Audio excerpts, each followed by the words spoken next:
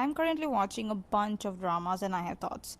Two of them have me completely obsessed. One is on par with my expectations, and one is, well, weird. So, in this video, I'm going to share my first impressions of the drama I'm currently watching, what is working, what is not, and which ones I think are worth your time. Just one small disclaimer before we begin: these impressions are based on only the episodes that have aired so far, so there is a very real possibility that I will end up eating my words later, but as of now, this is where I stand. I think a lot of office romances do not fully do justice to the genre. Most of them focus entirely on two protagonists and barely explore the workplace or the people in it beyond maybe just one additional character. But Filing for Love really understands what makes office romances so enjoyable. This is actually my first time seeing a team that investigates personal misconduct within a company. I do not know how common this is in Korea, but it was completely new to me. Each episode explores a different misconduct case, which serves as a subplot, while the main story follows the romance between Noki Jun and Juina. And honestly, the way their relationship has been written is top tier. I really love this drama so far. Their romance feels funny, natural, believable, and incredibly well paced. This has to be one of the most satisfying relationship progressions I have seen in K-dramas recently. It never feels rushed, dragged out, or unnecessarily complicated, and the plot twist they introduced, I genuinely did not see it coming for miles. One of my favorite parts of the drama is Juina's character. At first glance, she seems like the typical strict, work-driven boss with a hidden soft side, but she is far more layered and unpredictable than that. Yes, there is trauma in her story, but her personality is not built entirely around it. She feels like a real, complex person, and that makes her incredibly refreshing. And no, I'm not saying this just because I love Shin Hye-sun. Noki Jun is also an exceptionally well written and well executed character. You can feel his quiet determination radiating through the screen. He does not need to say I'm sincere, his face communicates all of it on its own. And I really love characters like this where I do not have to depend on dialogue to understand their intentions. His sincerity comes through so naturally in both the writing and the performance that you instinctively trust him. Based on the episodes released so far, this is a very strong recommendation from me. If the drama maintains this quality until the end, I can genuinely see it becoming one of my favorite office dramas in recent years. I have watched quite a few soul swap dramas, and for some reason, a surprisingly large number of them are set in historical Korea. I do not know when or how that became the norm, but it definitely seems to have stuck. So when I found out that this drama uses soul swap trope in present-day Korea, I was immediately curious.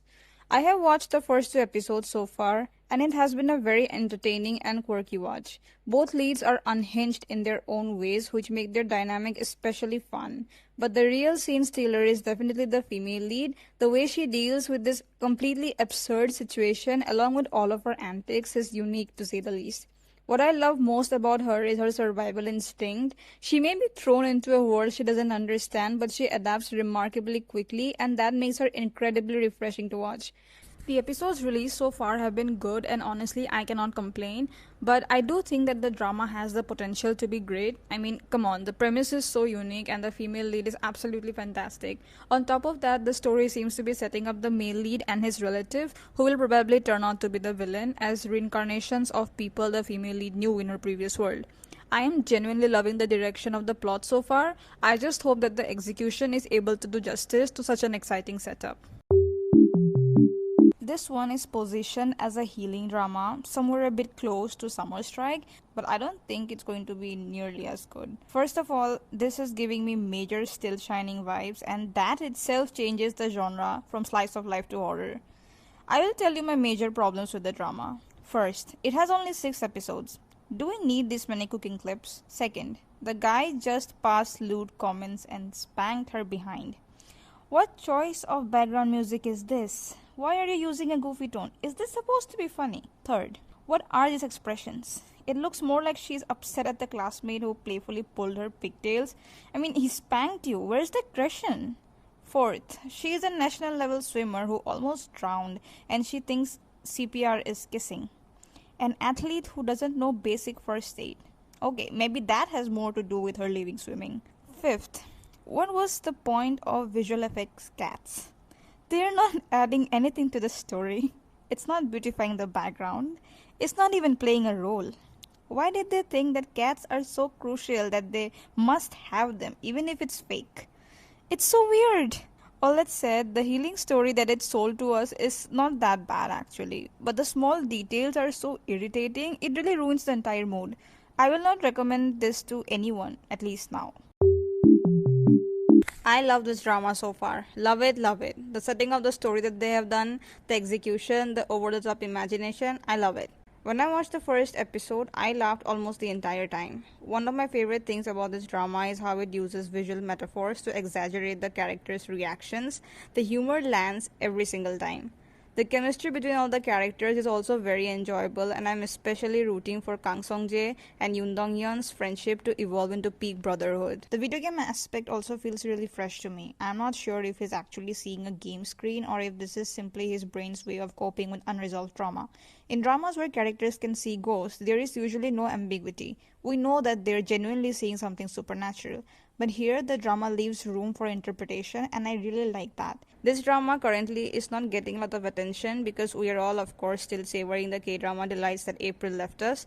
I just hope that the quality of this drama is maintained and that the right audience finds it. If you like dramas with wholesome friendship vibes, you have to check this one out. Hi everyone, we're officially a community of over 100 people now, and that honestly feels so surreal to me. I'm incredibly grateful to each and every one of you who has watched my videos, left comments, and supported my content. Your engagement means more to me than you know, and it truly makes my heart so full. In my next video, I'll be discussing Perfect Crown. If you are new here and you like K-dramas, do make sure to like and subscribe, and as always, I'll see you in the next one.